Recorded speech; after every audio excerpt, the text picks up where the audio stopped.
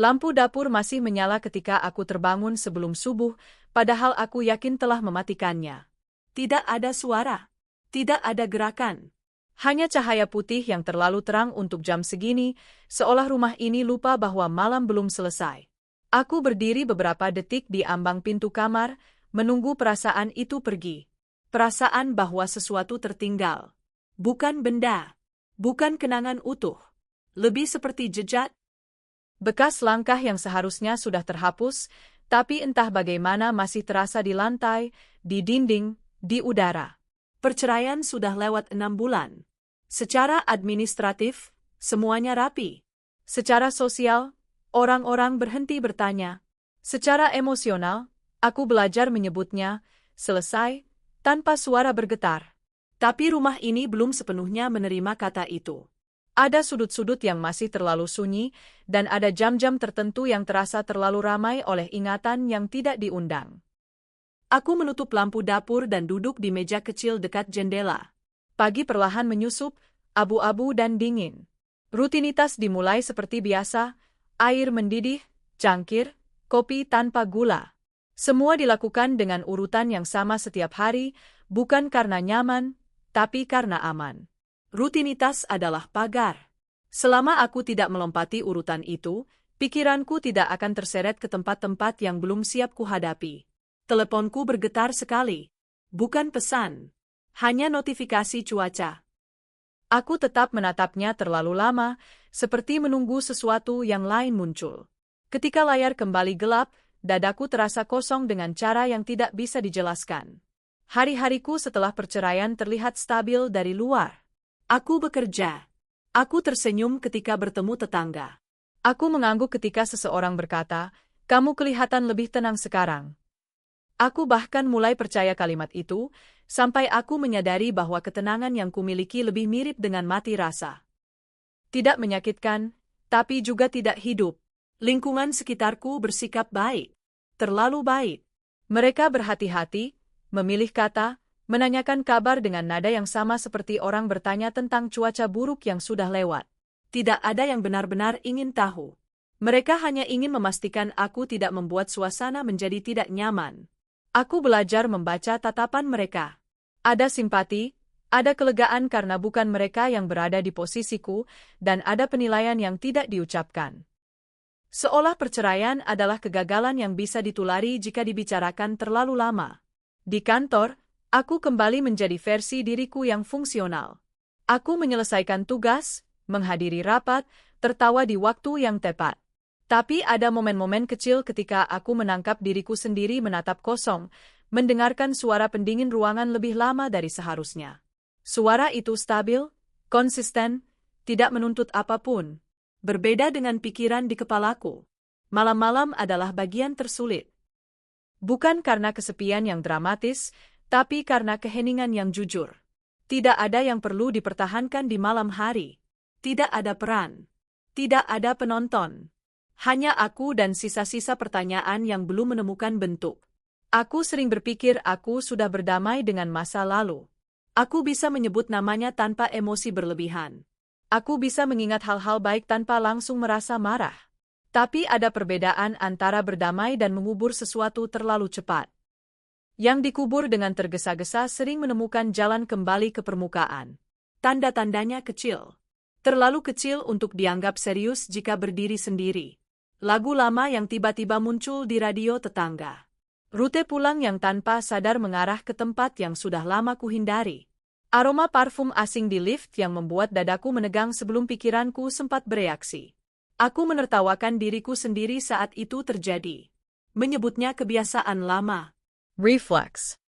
Sesuatu yang akan hilang seiring waktu. Tapi waktu tidak bekerja seperti itu. Ia tidak menghapus. Ia hanya memberi jarak, dan jarak kadang membuat sesuatu terlihat lebih jelas. Kabar itu datang pada hari Selasa, di sela-sela kesibukan yang biasa. Seorang rekan kerja menyebutkannya sambil lalu, seolah sedang membicarakan acara akhir pekan. Aku dengar dia akan menikah lagi.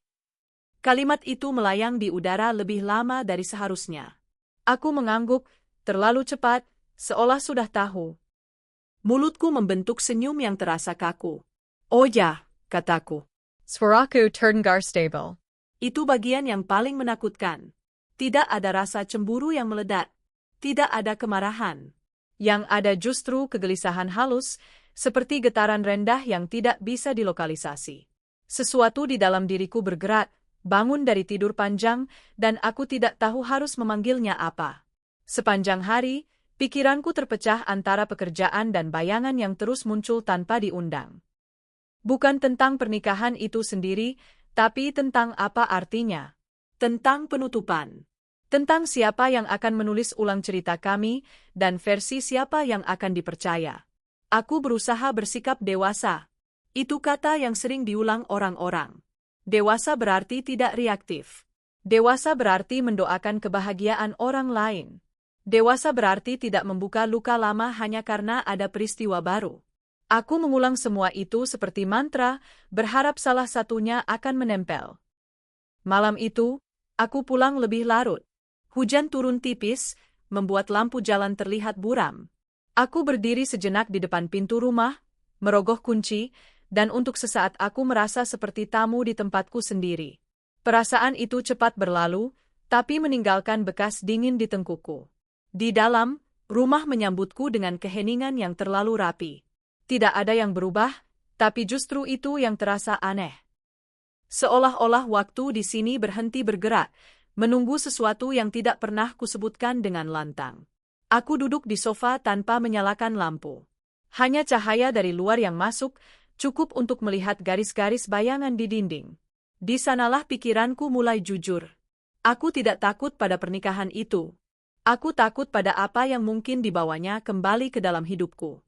Versi masa lalu yang belum selesai berbicara. Hari-hari berikutnya terasa seperti berjalan di lantai yang baru dipel. Licin, tapi tidak terlihat. Orang-orang semakin sering menyebut kabar itu, dengan nada penasaran yang disamarkan sebagai basa-basi. Aku menjawab seperlunya, menjaga jarak, membangun batas yang kuharap cukup tinggi. Namun batas itu hanya ada di kepalaku. Dunia tidak pernah benar-benar menghormatinya. Detail-detail kecil mulai terasa salah tempat. Sebuah mobil yang berhenti terlalu lama di seberang rumah. Nama yang muncul di daftar kontak teleponku, padahal aku yakin telah menghapusnya. Surat iklan yang terselip di bawah pintu, bertuliskan nama lengkapku dengan ejaan yang sudah lama tidak digunakan siapapun. Aku mulai memperhatikan hal-hal yang sebelumnya kuabaikan. Nada suara. Jeda sebelum seseorang menjawab. Cara orang-orang menatapku setelah menyebutkan kabar itu, seolah menunggu reaksi tertentu yang tidak pernah kuberikan. Lingkungan terasa mendukung, tapi ada dingin di baliknya. Seperti ruangan ber-AC yang terlalu kuat. Semua terlihat normal, tapi tubuhku terus memberi sinyal bahwa ada sesuatu yang tidak sinkron. Aku berkata pada diriku sendiri bahwa aku terlalu sensitif. Bahwa perceraian membuat orang cenderung paranoid. Aku menolak menyebut perasaan ini sebagai firasat, karena itu terdengar terlalu dramatis. Aku memilih kata, kelelahan. Lebih rasional. Lebih bisa diterima. Sampai suatu sore, ketika aku menemukan amplop itu di kotak surat. Tidak ada perangko, tidak ada alamat pengirim. Namaku tertulis rapi di depan, dengan tulisan tangan yang kukenal terlalu baik untuk diabaikan. Aku berdiri di sana lebih lama dari yang diperlukan, hujan kembali turun ringan, membasahi ujung sepatu. Tanganku tidak langsung bergerak. Ada bagian dari diriku yang berharap ini hanya kesalahan. Iklan. Undangan tetangga. Apapun selain kemungkinan yang mulai terbentuk di kepalaku. Ketika akhirnya aku mengangkat amplop itu, rasanya ringan. Terlalu ringan untuk sesuatu yang membuat napasku tertahan. Aku belum membukanya. Aku hanya tahu satu hal dengan pasti, pintu yang susah payah kututup rapat, kini mulai terbuka kembali. Amplop itu tidak bergerak, tapi rasanya seperti bernapas di tanganku.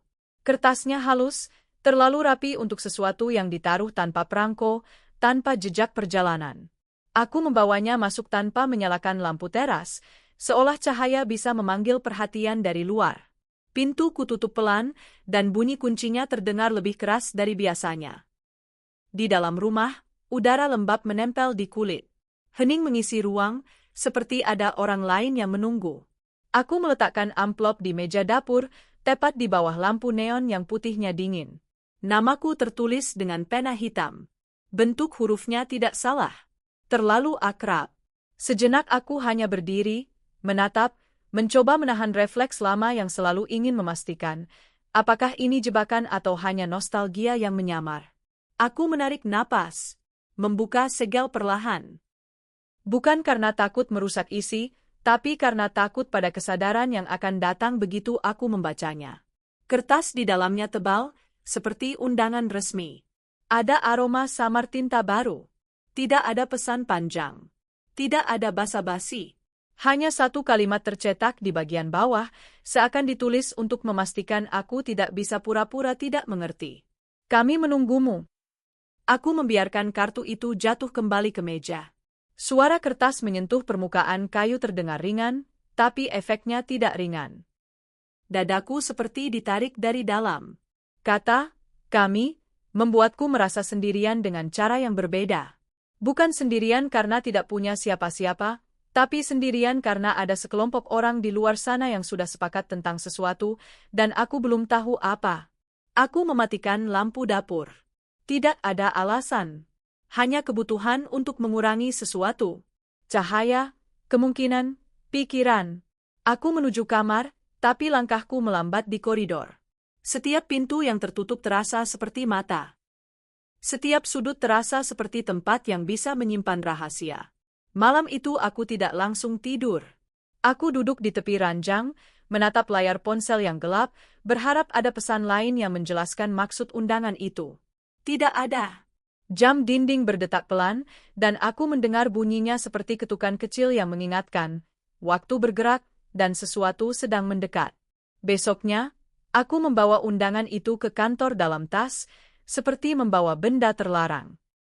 Di meja kerjaku, aku tidak mengeluarkannya. Aku hanya merasakan beratnya, menekan dari dalam tas setiap kali aku bergerak.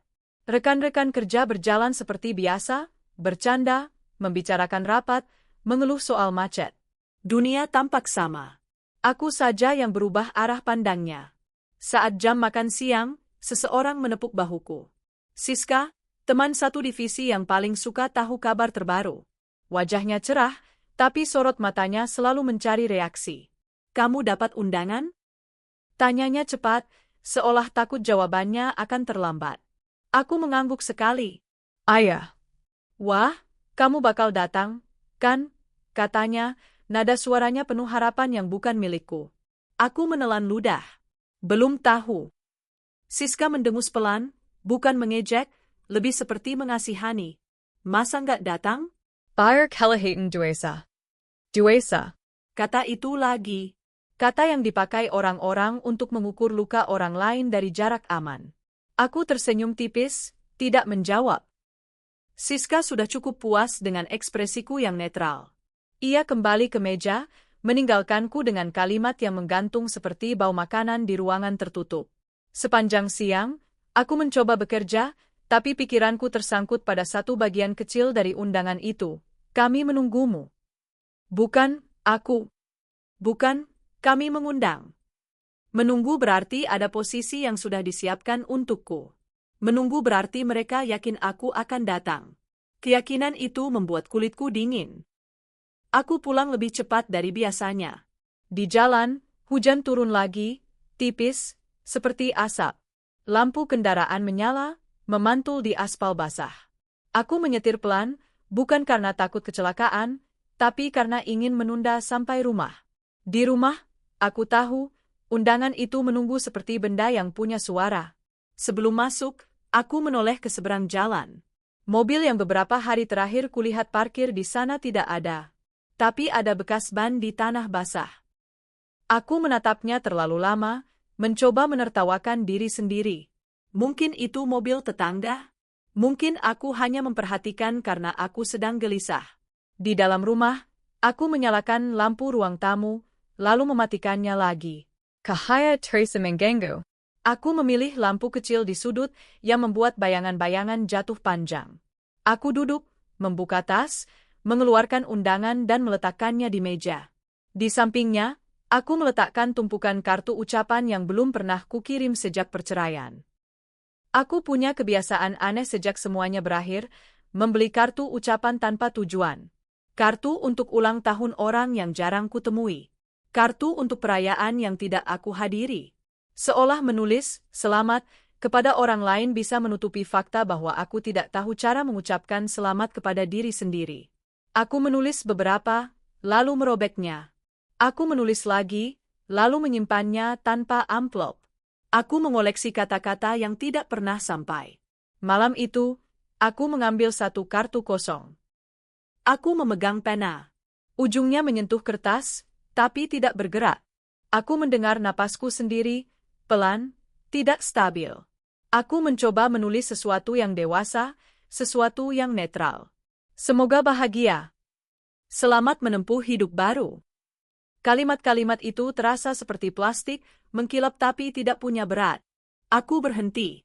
Menutup mata. Ada suara kecil dalam diriku yang berkata, jangan. Jangan ikut permainan ini. Jangan ikut menormalisasi sesuatu yang kamu tahu tidak benar. Karena aku tahu, di bawah permukaan cerita yang beredar, ada bagian yang sengaja disembunyikan. Perceraian kami tidak sesederhana, tidak cocok. Ada retakan yang muncul pelan, seperti dinding yang retak dari dalam, tidak terlihat sampai sudah terlambat. Orang-orang percaya versi yang paling mudah. Bahwa aku terlalu sibuk. Bahwa dia terlalu menuntut. Bahwa kami hanya salah timing. Aku membiarkan mereka percaya. Bukan karena itu benar, tapi karena aku tidak punya tenaga untuk melawan narasi yang sudah dibuat rapi. Namun belakangan, ingatan-ingatan lama muncul dengan bentuk yang tidak sinkron. Potongan yang dulu kuabaikan karena terlalu menyakitkan, kini datang kembali dengan detail yang lebih tajam. Cara dia selalu mengontrol percakapan di depan orang. Cara dia bisa membuatku merasa bersalah tanpa menaikkan suara. Cara ia menahan informasi, lalu memberikannya sedikit demi sedikit seperti hadiah yang harus kutebus dengan kepatuhan. Aku pernah menganggapnya sebagai kedewasaan. Kontrol diri. Ketenangan. Sekarang, aku mulai melihatnya sebagai sesuatu yang lain, strategi. Aku berdiri, berjalan ke dapur, menuang air, tidak minum. Hanya butuh gerakan. Hanya butuh bunyi keran untuk menutupi bunyi pikiranku sendiri. Air mengalir, lalu berhenti. Rumah kembali hening. Aku melihat ke jendela dapur. Di luar, hujan membuat kaca seperti berembun. Panchalenka samar. Di belakang pantulan itu, gelap. Aku menahan napas, mencoba mendengarkan. Tidak ada langkah. Tidak ada suara mobil. Tapi ada rasa diawasi, seperti kulit punggungku menjadi sensor yang terlalu peka. Aku memaksa diri untuk tenang. Aku mengingatkan diri, tidak ada bukti. Tidak ada orang di luar. Ini hanya trauma yang belum sembuh. Ini hanya pikiranku yang mencari pola untuk menjelaskan ketidaknyamanan. Tapi pikiranku tidak pernah bekerja tanpa alasan. Teleponka Bergeter. Pesan masuk dari nomor yang tidak kusimpan. Aku membuka dengan jari yang terasa dingin. Kartu ucapanmu sudah kami siapkan. Aku membaca kalimat itu beberapa kali. Kami, lagi. Ada sesuatu yang menghimpun dirinya di balik kata itu. Aku mengetik balasan, lalu menghapusnya. Aku mengetik lagi, lalu menghapus lagi. Akhirnya aku meletakkan telepon, seolah benda itu panas. Aku merasa konyol. Kartu ucapan apa? Siapa? Kami? Aku mengingat tumpukan kartu di meja ruang tamu. Aku berdiri, berjalan cepat ke sana. Kartu-kartu itu masih ada. Tapi posisinya tidak persis sama seperti terakhir aku lihat. Ada satu yang bergeser, sedikit menonjol. Aku menatapnya, dadaku berdebar. Aku mengambil kartu itu. Kartu yang tidak pernah kutulis. Di dalamnya, ada tulisan pendek dengan tinta hitam yang mengilap. Akhirnya, tanganku gemetar, tapi bukan gemetar yang dramatis. Lebih seperti tubuhku mencoba meyakinkanku untuk berhenti. Aku duduk pelan, menahan agar suara kursi tidak berdecit. Aku merasakan sesuatu menyusut di perut, seperti ketakutan yang memilih bentuk. Aku memeriksa jendela, pintu, kunci. Semua tampak normal. Itu yang membuatnya makin tidak normal. Aku menutup kartu itu, menekannya ke meja seperti menahan sesuatu agar tidak melompat keluar. Di kepalaku, Satu kalimat mulai terbentuk, perlahan, seperti bayangan yang muncul ketika lampu dipadamkan. Kalimat yang bukan ucapan selamat, bukan doa, bukan permintaan maaf. Kalimat yang terdengar seperti kunci. Hari-hari menjelang pernikahan menjadi lebih sesak. Orang-orang makin sering membicarakannya, bukan hanya di kantor, tapi juga di grup keluarga, grup teman lama, bahkan tetangga.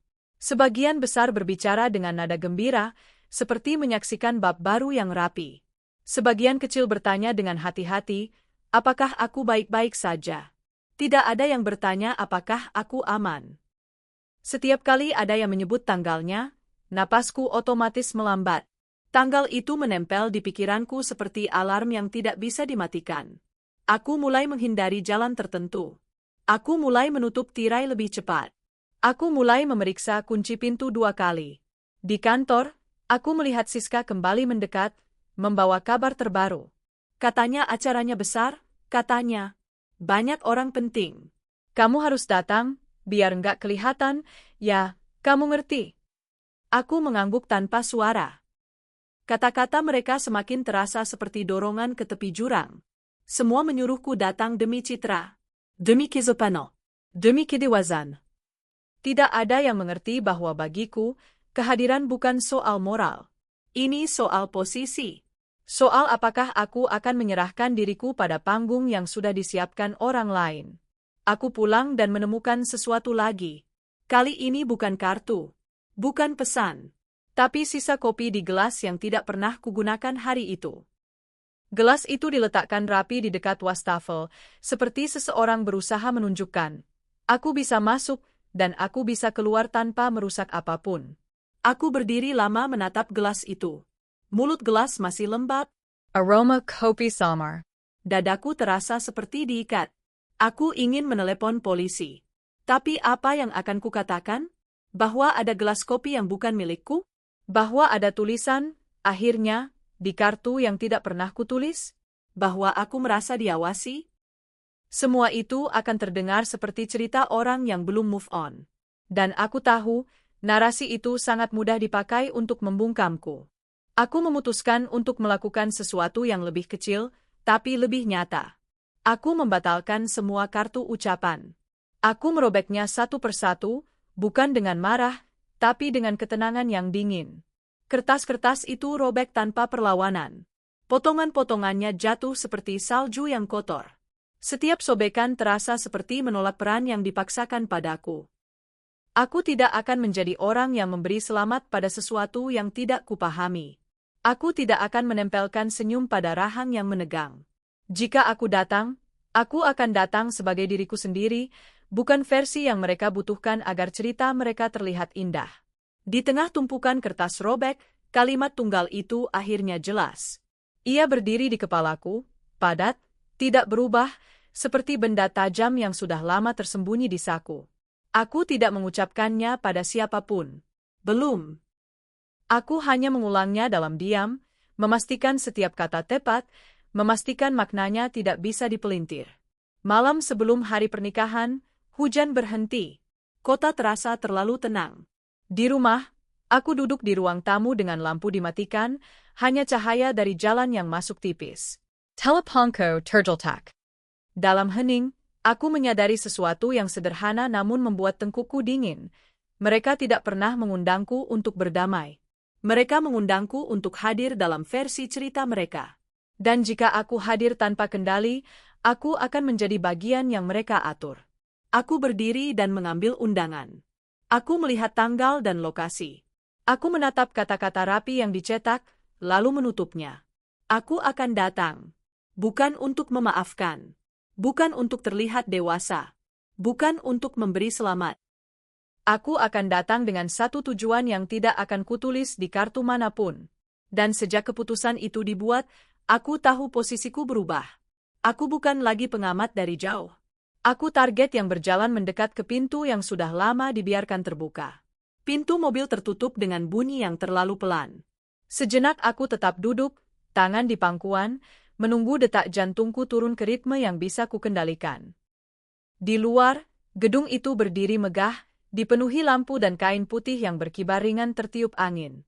Musik lembut terdengar dari kejauhan, seperti undangan yang sudah dipoles agar terdengar ramah. Begitu kakiku menginjak lantai parkiran, tubuhku bereaksi lebih dulu. Bahuka menegang. Rahenka mengiras. Aku bahkan belum melihat siapapun, tapi ada sensasi lama yang kembali, perasaan masuk ke ruangan yang tidak pernah netral. Di pintu masuk, petugas penerima tamu tersenyum lebar.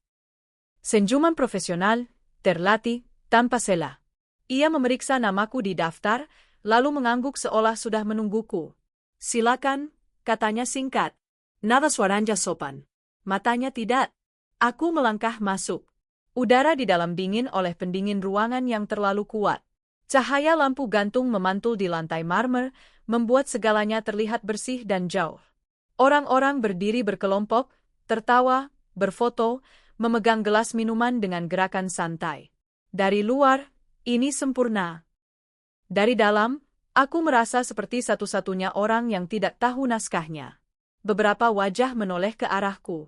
Ada yang langsung mengenali, ada yang butuh 1 detik tambahan. Reaksi mereka hampir seragam, senyum muncul setengah detik terlambat, lalu dipaksakan.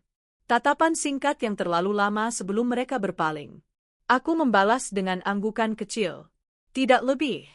Aku menjaga langkahku tetap stabil, meski telapak tanganku mulai dingin. Setiap langkah terasa seperti pernyataan. Aku ada di sini. Aku tidak bersembunyi. Dekorasi ruangan dipenuhi bunga putih dan hijau pucat. Indah, tapi dingin. Tidak ada warna hangat. Tidak ada kekacauan kecil yang biasanya membuat acara terasa hidup. Semuanya simetris, terkendali, seperti ingin memastikan tidak ada kejutan. Aku melihat kursi-kursi yang disusun rapi. Meja tamu dengan kartu nama yang dicetak presisi. Di sudut ruangan, layar besar menampilkan foto-foto yang telah diedit dengan hati-hati. Senyum-senyum di layar itu terasa terlalu sempurna, terlalu bersih dari retakan yang kuingat. Ingatan lama datang tanpa izin. Bukan ingatan romantis, tapi potongan kecil yang dulu kuabaikan. Cara dia selalu memastikan sudut kamera terbaik. Cara dia mengulang foto jika ekspresiku dianggap kurang tepat. Aku dulu menyebutnya perfeksionis. Sekarang aku menyebutnya latihan. Seseorang menyentuh lenganku ringan. Aku tersentak sebelum berhasil mengontrol reaksi. Perempuan parubaya, wajahnya ramah, tapi sorot matanya mengukur. Kamu kelihatan cantik, katanya. Terima kasih sudah datang. Terima kasih, jawabku. Kalimat itu terasa kosong, tapi aman. Ia menepuk lenganku lagi sebelum pergi. Sentuhannya meninggalkan rasa dingin yang lama hilang. Aku memilih berdiri di dekat pilar, tempat yang tidak terlalu mencolok tapi cukup untuk melihat. Dari sini, aku bisa mengamati tanpa terlihat seperti mengawasi. Aku menarik napas perlahan, menghitung detik seperti yang pernah kupelajari. Masuk 4, tahan 4, keluar 4. Untuk sesaat, itu membantu. Lalu aku melihatnya. Dia berdiri di tengah ruangan, dikelilingi orang-orang. Setelan jasnya rapi, rambutnya ditata persis seperti dulu. Senyumnya, senyum yang sama, tenang, percaya diri, seolah tidak ada masa lalu yang tertinggal di belakangnya. Di sampingnya, perempuan yang akan menjadi istrinya berdiri dengan postur sempurna, tangannya melingkar ringan di lengannya. Mereka tampak serasi dengan cara yang dipelajari. Ada jarak di antara kami, tapi ketidakseimbangan kekuasaan terasa jelas. Dia berada di pusat, aku di pinggir. Dia dikelilingi validasi, aku dikelilingi asumsi. Tidak ada yang perlu diucapkan untuk memahami siapa yang memegang kendali narasi di ruangan ini. Mataku bertemu dengan matanya. Hanya sepersekian detik. Senyumnya tidak berubah, tapi ada kilatan kecil di sana, pengakuan. Dia tahu aku datang. Dia tahu aku melihat. Tubuhku bereaksi lagi. Jantungku berdebar lebih cepat. Ada dorongan untuk pergi, untuk berbalik sebelum terlambat. Tapi kakiku tetap di tempat. Ada bagian dari diriku yang ingin bertahan, membuktikan bahwa aku tidak selemah yang mereka kira. Musik berubah. Nada menjadi lebih ceria. Tepuk tangan terdengar. Aku tidak ikut. Aku memperhatikan tangan-tangan yang bertepuk, wajah-wajah yang berseri, dan merasakan jarak yang semakin lebar antara apa yang terlihat dan apa yang terasa. Seseorang berdiri di dekatku, laki-laki muda, mungkin saudara jauh. Ia tersenyum canggung. Kamu nggak apa-apa? Tanyanya. Iya, jawabku cepat. Ia mengangguk, seolah jawaban itu cukup. Tidak ada yang benar-benar ingin mendengar versi panjangnya. Aku berjalan menuju meja minuman, butuh alasan untuk bergerak. Jelas tersisen rapi. Aku mengambil air putih, meminumnya perlahan. Setiap tegukan terasa seperti upaya menahan sesuatu agar tidak meluap. Di belakangku, aku mendengar bisikan, lalu tawa kecil yang segera dipadamkan. Aku tidak menoleh. Aku tidak perlu. Tubuhku sudah tahu apa yang terjadi. Sensasi itu kembali, diawasi tanpa bukti konkret. Seperti ada kamera tak terlihat yang mengikuti setiap gerakanku, bukan untuk keamanan, tapi untuk memastikan aku tetap berada di peran yang disiapkan. Aku mencoba fokus pada hal-hal kecil. Suara es di gelas. Denting sendok menyentuh piring. Aroma bunga yang terlalu kuat. Tapi justru detail-detail itu mulai terasa seperti sinyal. Seorang pelayan yang lewat 2 kali di jalur yang sama. Pintu samping yang terbuka sebentar, lalu tertutup. Seorang tamu yang berhenti bicara saat aku mendekat. Upaya menenangkan diri justru memperjelas ancaman. Semakin aku berusaha rasional, semakin banyak hal yang tidak sinkron. Otakku mulai bekerja cepat, mencari pola, menghubungkan titik-titik yang mungkin tidak ada. Aku tahu ini bisa jadi paranoia. Aku tahu traumaku belum sepenuhnya sembuh. Tapi aku juga tahu insting ini pernah menyelamatkanku. Aku duduk sebentar di kursi kosong, menurunkan pandangan. Tengenke berjeder halis. Aku menyelipkannya di bawah meja, menekan kuku ke telapak tangan. Rasa sakit kecil itu membawaku kembali ke tubuhku. Ke saat ini, ingatan lain muncul. Bukan tentang acara ini, tapi tentang malam-malam ketika aku duduk seperti ini, mencoba menenangkan diri, sementara di seberang ruangan dia berbicara dengan nada datar, membuatku meragukan perasaanku sendiri. Kamu terlalu sensitif. Kamu salah paham. Kalimat-kalimat itu dulu terdengar masuk akal. Di ruangan ini, gema kalimat itu terasa lebih keras. Aku berdiri lagi. Duduk terlalu lama membuatku terlihat rapuh. Aku memilih bergerak ke area yang lebih terang, meski itu berarti lebih terlihat. Jika mereka ingin melihatku, biarlah. Aku tidak akan bersembunyi. Beberapa orang menyapaku. Percakapan singkat, dengkul. Kuaka. Pekerjaan. Maset. Tidak ada yang menyebut masa lalu secara langsung, tapi semuanya terasa seperti berjalan di atasnya. Aku menjawab seperlunya, menjaga nada suaraku tetap netral. Setiap senyum terasa seperti kontrak kecil yang harus kutandatangani. Lalu aku melihat ponselku. Ada getaran singkat. Pesan masuk. Nomor tidak dikenal. Aku menatap layar tanpa membukanya. Jantungku berdetak lebih cepat. Aku tahu, tanpa alasan yang bisa kujelaskan, bahwa pesan itu bukan kebetulan. Aku melangkah ke sudut ruangan yang lebih sepi, dekat pintu darurat. Di sana, musik terdengar lebih teredam. Aku membuka pesan itu. Bagaimana rasanya kembali? Hanya itu, tidak ada tanda tangan. Tidak ada emotikon. Kalimat itu sederhana, tapi berat. Aku merasakan panas di tengkukku, seperti ada napas di belakangku. Aku menoleh cepat. Tidak ada siapa-siapa. Hanya dinding putih dan pintu besi. Aku mengetik balasan, lalu menghapusnya. Yari-yariku terasakaku. Aku memilih menyimpan ponsel, tapi sensasi pesan itu tetap menempel. Kembali. Seolah aku pernah benar-benar pergi. Seolah tempat ini adalah wilayahnya, dan aku hanya tamu yang tersesat. Acara berlanjut. Pedato. Tawa. Tepuk tangan. Aku berdiri di antara orang-orang, tapi merasa terpisah oleh kaca tebal. Setiap suara terdengar sedikit terlambat. Setiap gerakan terasa seperti deja vu. Aku menyadari dengan kejernihan yang membuat perutku mual, ini bukan sekadar perayaan. Ini panggung. Dan aku salah satu properti yang diatur dengan hati-hati. Mataku kembali mencari dia. Kali ini, tatapan kami bertemu lebih lama. Senyumnya masih ada, tapi matanya berbicara lain.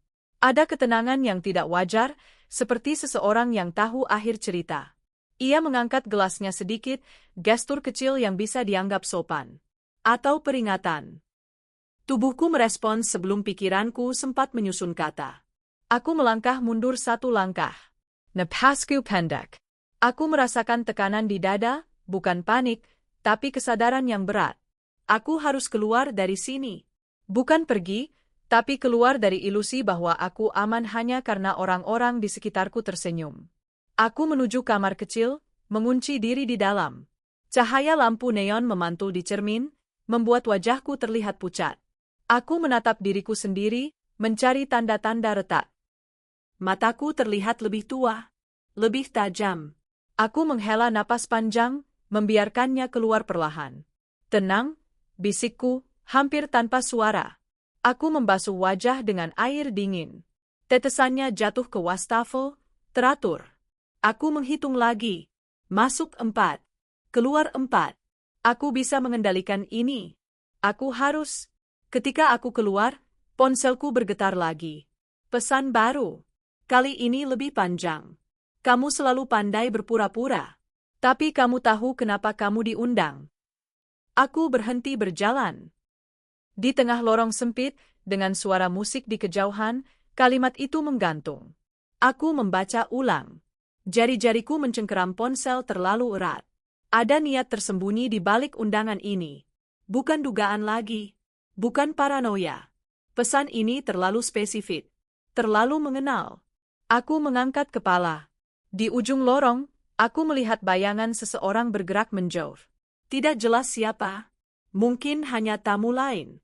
Tapi rasa dingin di perutku mengatakan hal lain. Aku melangkah kembali ke aula utama, tapi langkahku berbeda sekarang. Lebih hati-hati. Lebih waspada.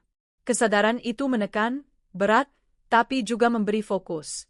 Jika kebenaran mulai muncul, aku tahu harganya tidak akan kecil.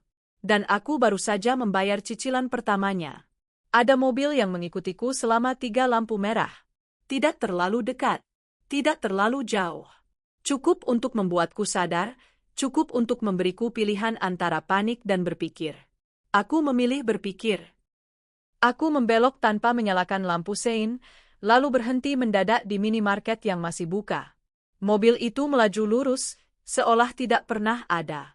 Aku duduk diam di balik kemudi, menghitung detak jantung sampai kembali ke angka yang bisa kuterima. Aku tidak pulang malam itu. Aku memilih jalan memutar, parkir di tempat yang terang, lalu berjalan kaki beberapa blok sebelum memesan ojek online dengan nama samaran. Di rumah, aku tidak menyalakan semua lampu. Aku menutup tirai. Aku memeriksa kunci 2 kali, lalu ketiga. Rasa takut tidak lagi berisik. Ia duduk rapi di dadaku, menunggu perintah. Pesan masuk saat aku duduk di lantai ruang tamu, punggung menempel sofa. Nomor tidak dikenal. Tidak ada basa-basi. Kita perlu bertemu. Kamu tidak sendirian. Aku menatap layar lama. Kalimat itu bisa berarti apa saja. Penggibiran palsu. Umpan. Atau tangan yang diulurkan dengan ragu. Aku tidak menjawab. Aku meletakkan ponsel, lalu menunggu. 10 menit. 20. Hening tidak berubah. Pesan kedua masuk. Aku tahu apa yang kamu maksud dengan kalimat itu. Ada jeda kecil di napasku. Tidak panjang. Cukup untuk memberi ruang pada pertanyaan yang tepat.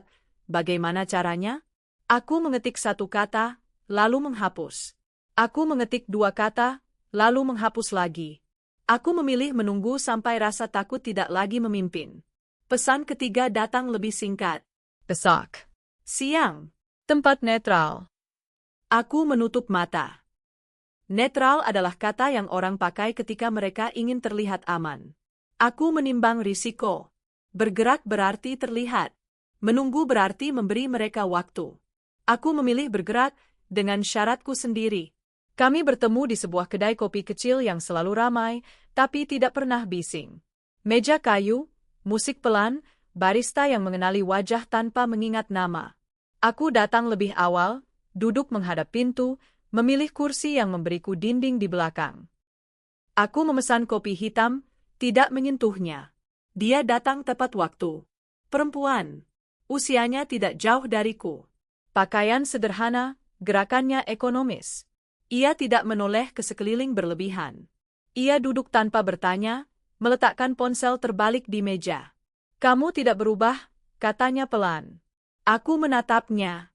Ingatanku bekerja, membuka laci-laci lama. Wajah itu pernah ada di lingkaran yang sama, tapi selalu di pinggir. Selalu cukup dekat untuk tahu, cukup jauh untuk tidak terlibat. "Kamu tahu itu bohong," kataku. Ia tersenyum tipis. "Benar?"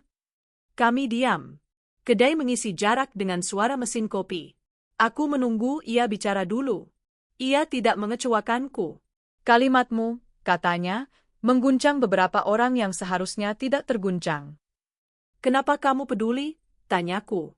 Ia menatap ponselnya yang terbalik. "Karena aku pernah menjadi saksi."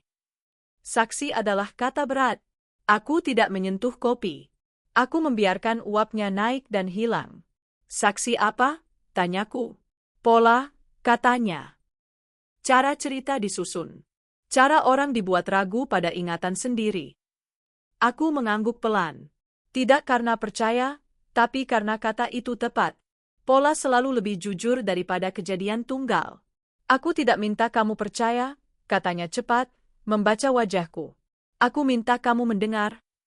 Ia menggeser ponselnya, menyalakan layar, lalu memiringkannya sedikit. Tidak ada foto. Tidak ada rekaman.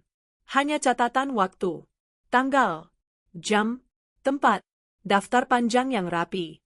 "Apa ini?" tanyaku. "Jejak," katanya. "Yang tidak cukup untuk satu orang. Tapi cukup jika disatukan." Aku menahan dorongan untuk mengambil ponselnya. Aku tidak ingin terlihat lapar. Aku menunggu ia melanjutkan. "Kamu bukan yang pertama," katanya. "Dan mungkin bukan yang terakhir." Aku merasakan sesuatu bergeser. Bukan harapan. Lebih seperti validasi yang dingin. Menenangkan, tapi juga menakutkan. "Kamu bilang saksi," kataku. "Kenapa sekarang?" Ia menghela napas. "Karena kalimatmu memaksa orang lain membuka mulut." Kami berbicara lama tanpa banyak kata. Ia tidak memberiku nama-nama. Ia tidak memberi tuduhan. Ia memberi konteks. Potongan yang dulu terlihat acak kini memiliki garis penghubung. Malam-malam ketika aku merasa bingung setelah percakapan yang tenang. Undangan yang tiba tanpa jejak. Orang-orang yang mengulang versi cerita yang sama dengan frasa yang serupa. "Ada arsip," katanya akhirnya. "Bukan di tempat yang kamu pikir." "Di mana?" tanyaku. Ia menggeleng. "Belum." Aku menatapnya. Kamu menahan. "Aku berhati-hati," katanya. "Setengah kebenaran bisa membunuh lebih cepat daripada kebohongan utuh." Kalimat itu menempel. Aku tidak membantah. Aku tahu rasanya. Kami berpisah tanpa berjabat tangan. Tidak ada janji. Hanya kesepakatan tak tertulis, kami akan bergerak pelan. Aku keluar lebih dulu. Aku tidak menoleh. Hari-hari berikutnya, aku belajar mengendalikan ketakutan dengan struktur. Aku menulis. Bukan perasaan, tapi fakta. Jam, tempat, kata yang diulang. Aku menyimpan tangkapan layar di dua tempat berbeda. Aku mengubah rutinitas tanpa membuatnya mencolok. Aku belajar melihat tanpa menatap. Ia mengirim pesan sesekali. Pendek. Cepat. Tidak ada drama. Perhatikan siapa yang menanyakan detail. Jangan jawab pertanyaan yang tidak ditanya. Diam bukan kalah. Diam adalah jeda. Aku mempraktikannya.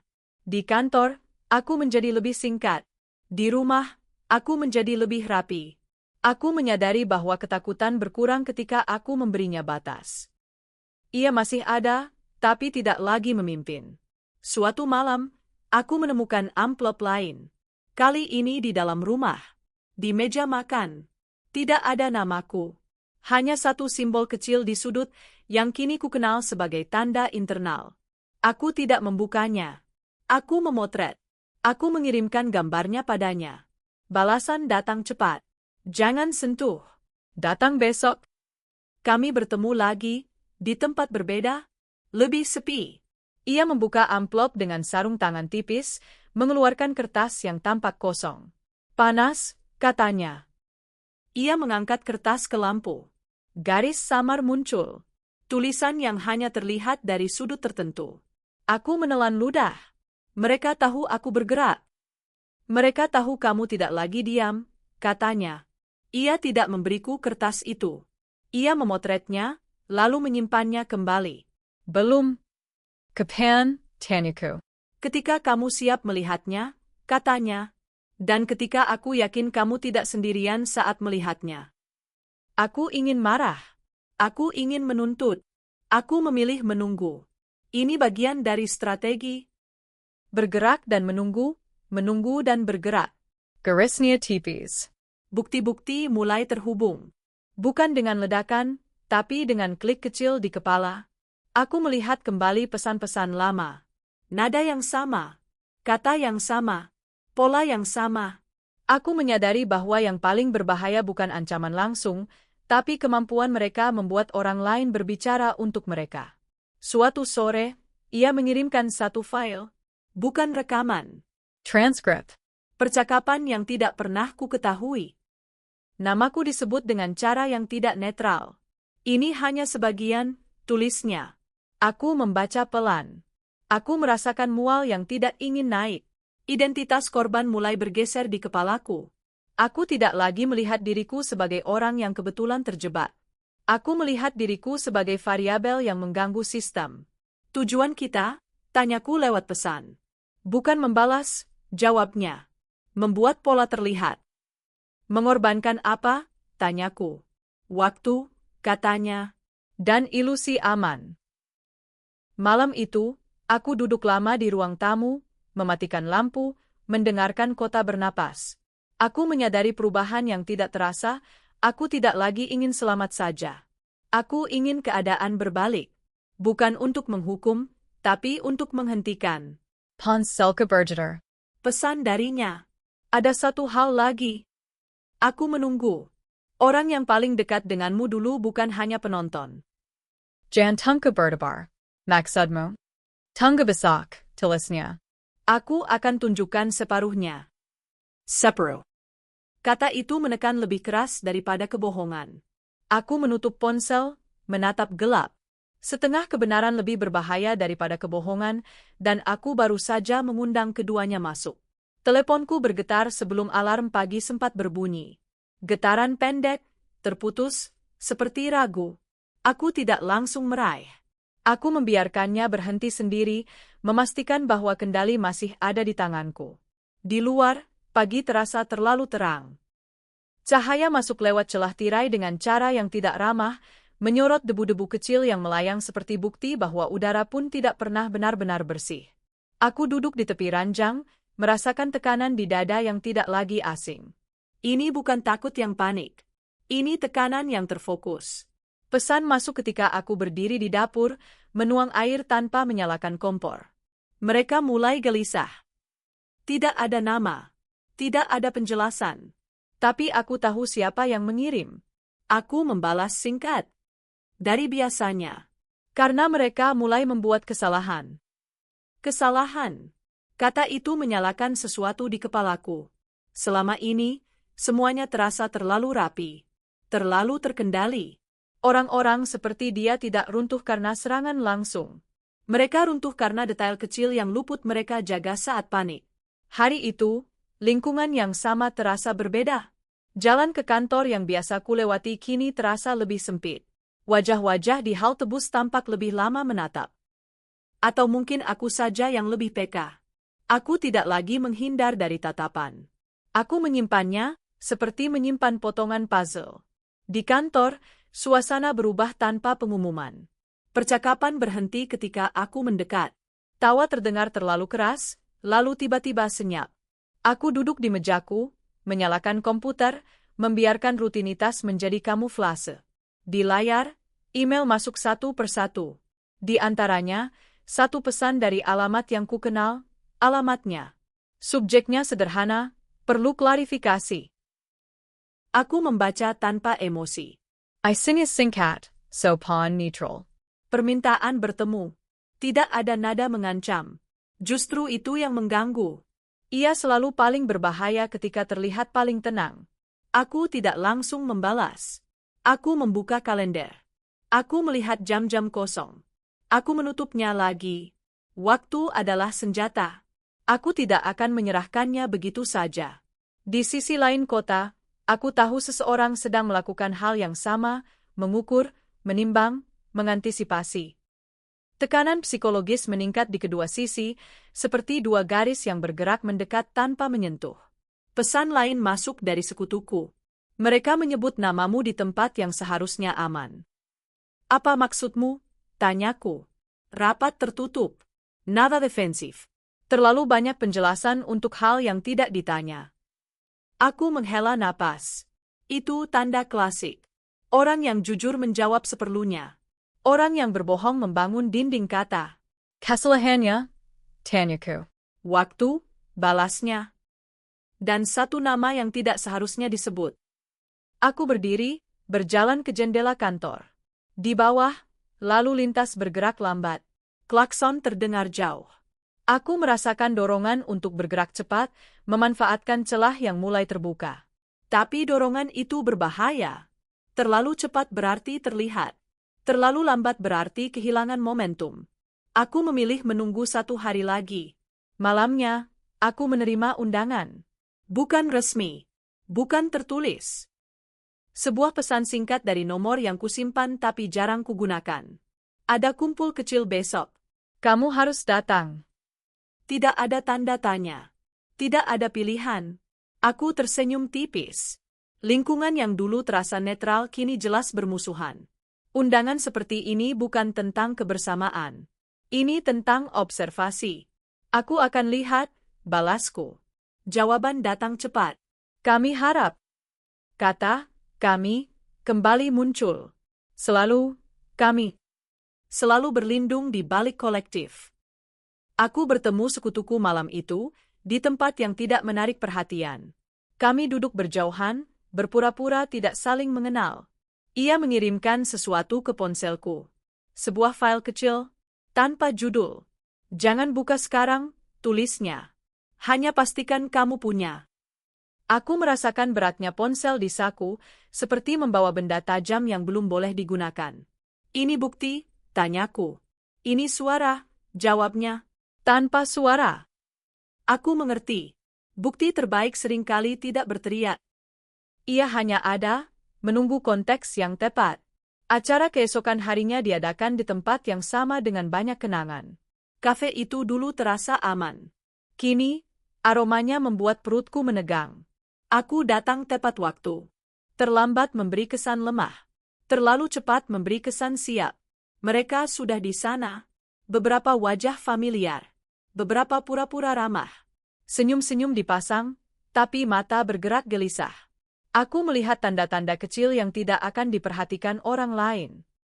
Jari yang mengetuk meja terlalu cepat, gelas yang tidak diminum, tawa yang berhenti setengah detik terlalu lama.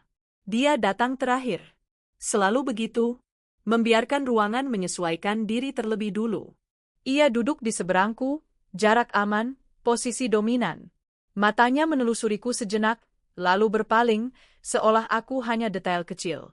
Kita perlu menyamakan persepsi, katanya. Aku mengangguk. Tentang apa?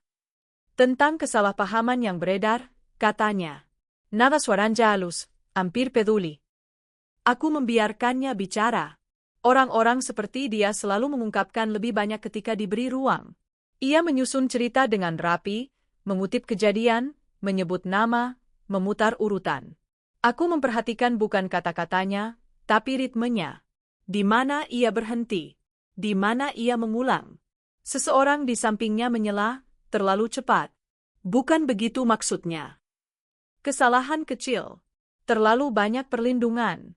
Aku mencondongkan badan sedikit. Aku tidak merasa ada yang perlu disamakan, kataku pelan. Ruangan hening sesaat. Aku merasakan perubahan suhu, seperti AC dinaikkan 1 tingkat. Kamu menyampaikan kalimat yang bisa disalahartikan, katanya. Itu menimbulkan keresahan. Kalimat tidak menimbulkan keresahan, jawabku. Yang menimbulkan keresahan adalah ingatan. Beberapa orang menghindari tatapanku. 1 orang menelan ludah. Aku melihat retakan kecil di topeng mereka. Kita semua ingin damai, katanya. Kita semua ingin aman, balasku. Ia tersenyum.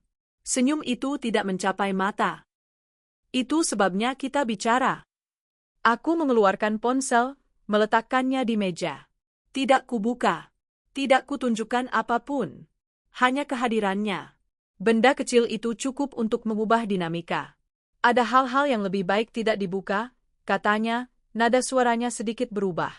Setuju, kataku. Itu sebabnya aku menunggu. Kesalahan kedua, ia mengira aku datang untuk menyerang.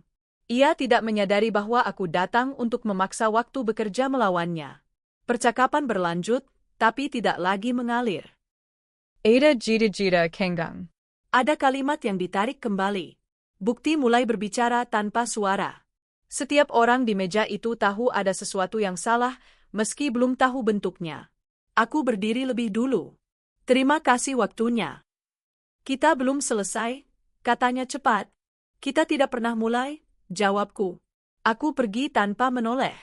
Di luar, udara terasa lebih ringan, tapi bukan lega. Ini baru pembukaan. Risiko eskalasi kini tak terelakkan. Malam itu, aku membuka file yang diberikan sekutuku. Tidak ada audio, tidak ada video, hanya transkrip percakapan, potongan pesan, catatan waktu.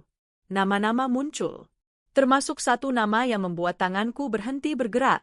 Orang yang selama ini dianggap netral. Aku menghubunginya. Kamu tahu tentang ini? Tanyaku. Jeda panjang.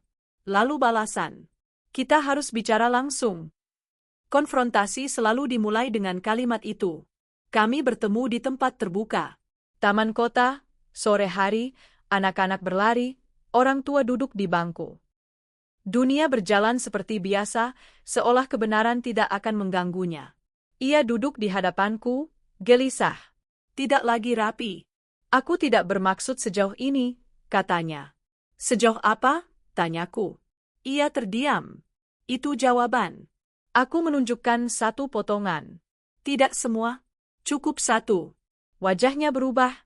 Topeng mulai retak, bukan karena aku menekannya, tapi karena ia menyadari tidak ada lagi tempat bersembunyi. Mereka memintaku, katanya. Aku pikir itu tidak berbahaya. Diam selalu berbahaya, kataku. Ia menunduk.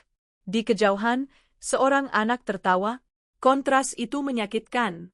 Apa yang kamu tahu? Tanyaku. Tidak semuanya, katanya cepat. Tapi cukup. Cukup untuk apa? Untuk membuat mereka takut. Aku berdiri. Itu bukan tujuanku. Lalu apa? Tanyanya. Untuk membuat mereka berhenti. Ia menatapku, mata berkaca-kaca. Kamu tidak bisa menghentikan ini sendirian. Aku tidak sendirian, kataku. Aku pergi dengan satu kepastian. Konfrontasi tak bisa lagi dihindari. Terlalu banyak mata telah terbuka. Terlalu banyak kata terucap. Semua jalan kini mengarah pada satu momen terakhir, dan tidak ada satupun dari kami yang bisa berpura-pura tidak melihatnya datang. Pagi datang tanpa tanda bahaya. Tidak ada pesan masuk. Tidak ada mobil yang berhenti terlalu lama. Tidak ada suara asing di balik pintu. Keheningan itu terasa janggal pada awalnya, seperti rumah yang lupa bernapas, lalu perlahan berubah menjadi sesuatu yang bisa kuterima. Aku duduk di tepi ranjang, mendengarkan kota bangun dengan ritmenya sendiri. Motor lewat, pintu tetangga dibuka. Seseorang menyapu halaman. Bunyi-bunyi kecil itu menancap lebih jelas dari sebelumnya, seolah pendengaranku baru saja dikembalikan setelah lama tertutup tekanan. Semua sudah berakhir. Tidak dengan ledakan.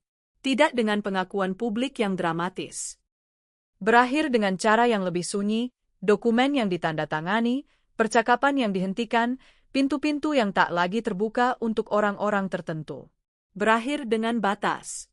Tubuhku masih menyimpan sisa-sisa kesiagaan. Bahu yang mudah menegang. Napas yang otomatis menahan diri ketika mendengar langkah di luar. Tapi ada perbedaan yang tidak bisa kuabaikan.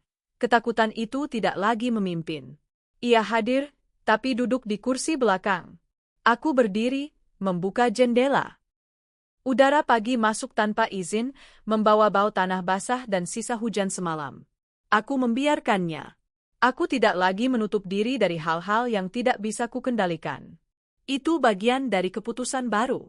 Hari-hari pertama setelah semuanya selesai terasa kosong.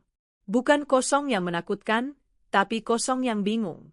Seperti ruangan yang baru dikosongkan dari perabot lama, ada gema langkah sendiri, ada jejak debu yang belum dibersihkan. Aku berjalan pelan di dalamnya, belajar di mana harus meletakkan diri. Ada orang-orang yang menghilang. Bukan karena aku mengusir, tapi karena jarak akhirnya jujur. Ada pula yang mendekat, dengan cara yang lebih tenang. Mereka tidak bertanya banyak. Mereka tidak ingin detail. Mereka hanya ingin memastikan aku ada. Aku belajar mengatakan, tidak, tanpa penjelasan. Awalnya litika kaku. Dada terasa sezak. Lalu, semakin sering, kata itu menjadi ringan. Bukan penolakan yang agresif, tapi penetapan batas yang tidak bisa dinegosiasikan. Malam-malam kembali menjadi malam. Aku bisa tidur tanpa memeriksa ponsel setiap jam. Aku bisa mematikan lampu tanpa merasa sedang mengundang sesuatu. Mimpi masih datang, tapi tidak lagi mengejarku sampai terbangun. Mereka lewat seperti bayangan, tidak menetap. Aku menata ulang rumah. Bukan renovasi besar. Hanya memindahkan meja. Menyingkirkan benda-benda yang selama ini kusebut kenangan, padahal lebih mirip pengikat. Beberapa ku buang. Beberapa ku simpan di kotak tanpa label. Tidak untuk dilupakan, tapi untuk ditempatkan. Hubunganku dengan masa lalu berubah bentuk. Ia tidak lagi berdiri di depan pintu, mengetuk tanpa henti. Ia duduk di kejauhan, terlihat, dikenali, tapi tidak mendikte. Aku bisa menatapnya tanpa gemetar. Suatu sore, aku menerima pesan dari nomor yang tidak asing, tapi sudah lama tidak muncul. Aku membacanya tanpa tergesa. Semoga kamu baik. Tidak ada permintaan. Tidak ada kelanjutan. Aku membalas singkat, aku baik. Dan aku sungguh mengatakannya tanpa perlu meyakinkan diri sendiri. Lingkungan terasa berbeda. Atau mungkin aku yang berubah cara melihatnya. Orang-orang tidak lagi berbicara dengan nada hati-hati berlebihan. Tidak lagi ada bisik-bisik yang berhenti ketika aku lewat. Beberapa masih menghindari, tapi itu tidak lagi terasa seperti hukuman. Lebih seperti konsekuensi alami. Aku kembali ke rutinitas dengan cara yang baru. Bekerja tanpa membawa kewaspadaan berlebih. Tertawa tanpa menghitung siapa yang melihat. Aku membiarkan diri menikmati hal-hal kecil, kopi yang tepat panasnya, musik di radio, hujan yang turun tanpa drama. Suatu hari, aku menemukan kartu ucapan yang tersisa di laci. Kartu yang dulu nyaris kutulis, lalu kubatalkan. Aku mengeluarkannya, membacanya tanpa membuka. Kertas kosong itu tidak lagi terasa menekan. Ia hanya benda. Aku menutupnya kembali dan menyimpannya. Tidak perlu dirobek. Tidak perlu diselesaikan. Makna satu kalimat itu kini jelas bagiku. Ia bukan senjata untuk melukai. Ia adalah penanda. Garis tipis yang mengatakan, di sini aku berhenti berbohong pada diri sendiri. Di sini aku berdiri. Aku bertemu sekutuku untuk terakhir kali, di tempat yang sama netralnya. Kami tidak membicarakan detail. Tidak membahas siapa kalah atau menang. Kami berbagi minuman, menatap lalu lintas, dan membiarkan keheningan mengisi celah. Kamu akan baik-baik saja, katanya. Aku mengangguk. Kita semua belajar. Ia tersenyum, lalu pergi lebih dulu. Tidak ada janji untuk bertemu lagi. Tidak ada keharusan. Hubungan itu telah menyelesaikan fungsinya. Ada hari-hari ketika rasa kehilangan datang tanpa undangan. Kehilangan versi diriku yang dulu percaya terlalu mudah. Kehilangan waktu yang tidak bisa dikembalikan. Aku membiarkannya datang, duduk sebentar, lalu pergi. Aku tidak lagi mengusirnya dengan keras. Luka tidak sepenuhnya hilang. Ia ada di cara aku berhenti sejenak sebelum mempercayai. Di cara aku mendengarkan nada, bukan hanya kata. Tapi luka itu tidak lagi mengendalikan arah langkahku. Ia hanya pengingat bahwa tubuh ini pernah belajar dengan cara yang sulit. Suatu pagi, aku berjalan lebih jauh dari biasanya. Menyusuri jalan kecil yang jarang kulewati.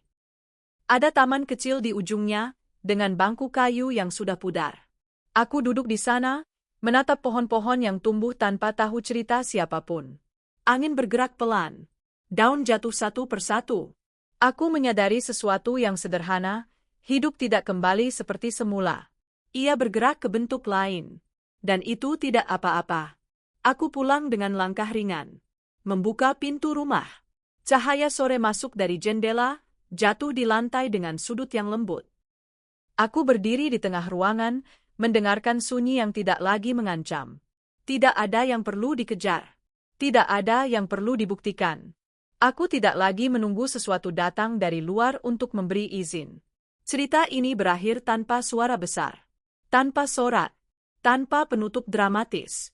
Ia berakhir dengan kesadaran penuh bahwa aku masih di sini, utuh dengan cara yang baru. Dan untuk pertama kalinya setelah lama, itu sudah cukup.